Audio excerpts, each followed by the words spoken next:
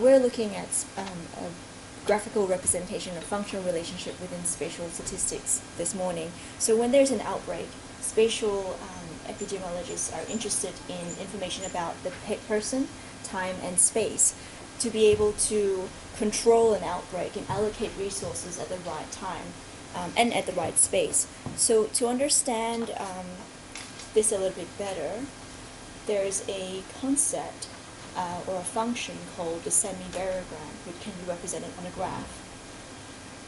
I'm going to use a real example from an article on the malaria mapping in 2006 by some authors. So this is a space of the region of malaria, and think of the S's as addresses, or where these points are.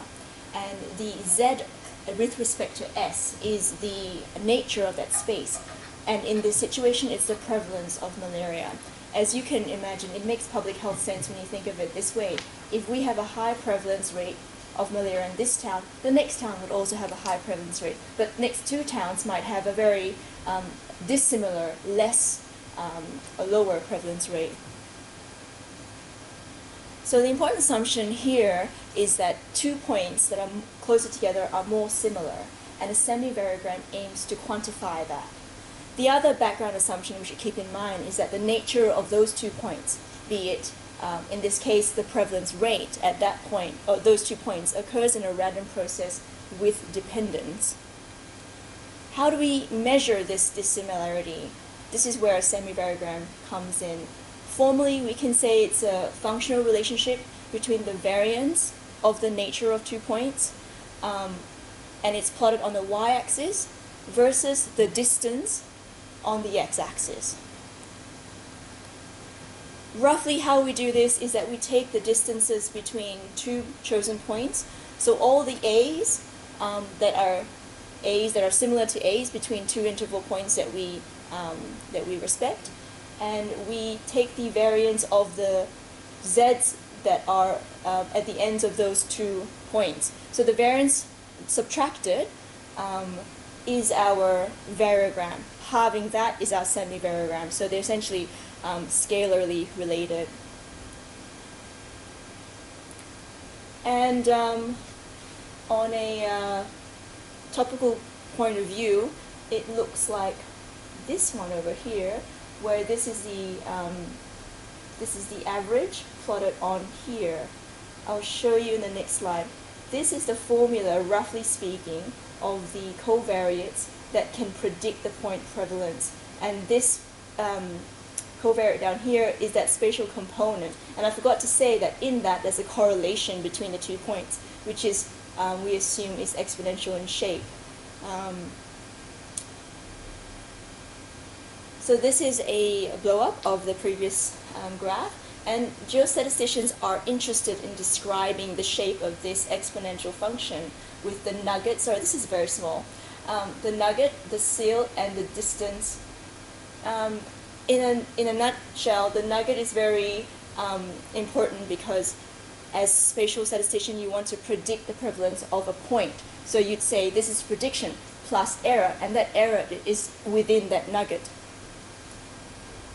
And this is the result of why a semi-variogram is so useful and so powerful, because as a result of the study, they're able to plot how dissimilar 2 points are. So as you go further and further away, 2 points become more and more dissimilar. They have a higher variance or semi-variance.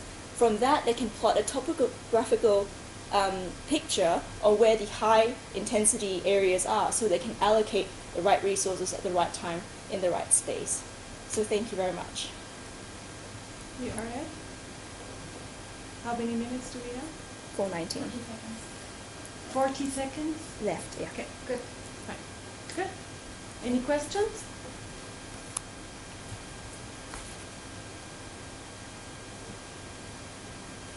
Can you go back to, no, one more? No, one more? Yes. Expectations.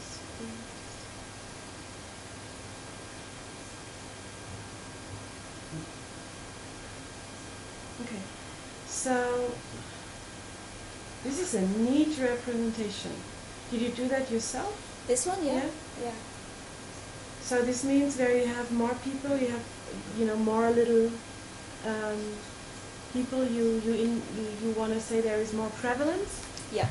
It's really Yeah. a neat Oh, representation. I didn't say that. This is like a density of prevalence or intensity. Yeah. So you Not could have so much. you could have spent a little more time explaining. And I also don't get right now what ABCD is. Oh, okay. So that I went too fast. That corresponds to the distance. So we take all the A's. So between 2 points that are distances, let's say 5, and anything that's 5 plus or minus 2%, we collect all of them because what we're interested in is the variance of the 2 points, and so we subtract that. Does that make sense? Yes. And so we do that for B, all the distances that are like 3.2, 4, 10. We group them together because we're really interested in the variance of this minus the variance of this. Yeah. So there go your 40 seconds. You could have explained that much better. The graph is really, it's a good representation. Okay, thank you. Any other questions? Other questions? Did you understand this? Was it easy to say that this was an address and this was the nature of the point?